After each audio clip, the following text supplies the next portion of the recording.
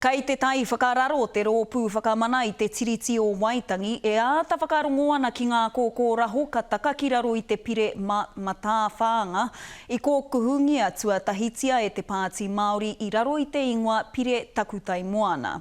Hoi anō rā no te rangi tonu nei ka whakare waina e te pāti Māori tā rātau kaupapa here tiriti ki te papa i waitohu ngia i te tiriti. Kaia Irena Smith ngā whakamahuki. Ko ngā iwi o te tai tokerau e kōrero ana i a rātau nawe mō ngā pānga o te ture takutai moana me ona takehitanga. And transcending the very rights that has been accorded to our people. I ngā tika i raro i te tiriti o Waitangi.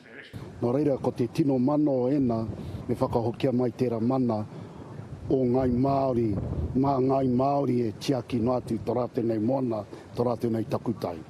He take I whai wāhi nui I roto I te kaupapa here a te pāti Māori I pānui tia mai ki Waitangi I te rānei. Well, recommendations are pretty simple for governments to escape.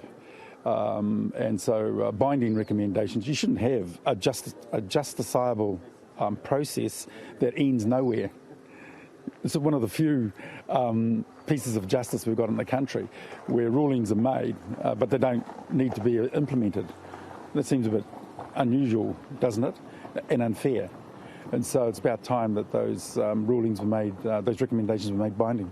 Ko te hia hoki a te pāti kia whakatūria he pāremata Māori, hei whakatikatika I ngā he a te pāremata a te krauna. Because we allowed Manuhiri to come and reside with us. So we're kind, we're generous people.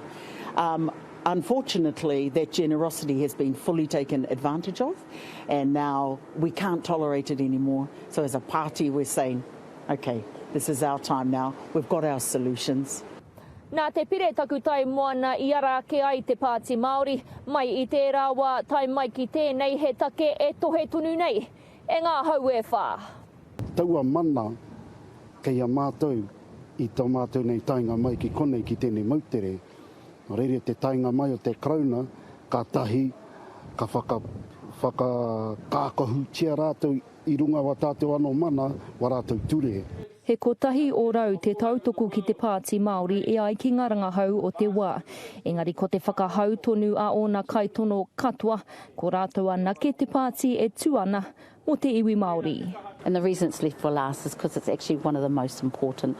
All the equities, everything that's led up to this, whether it be the education, the employment, the health, the justice, they're actually all about the fact that the treaty isn't being applied in a contemporary sense in the right way for us as tangata whenua. He kawenata I whānau mai ai te Aotearoa o Naianei.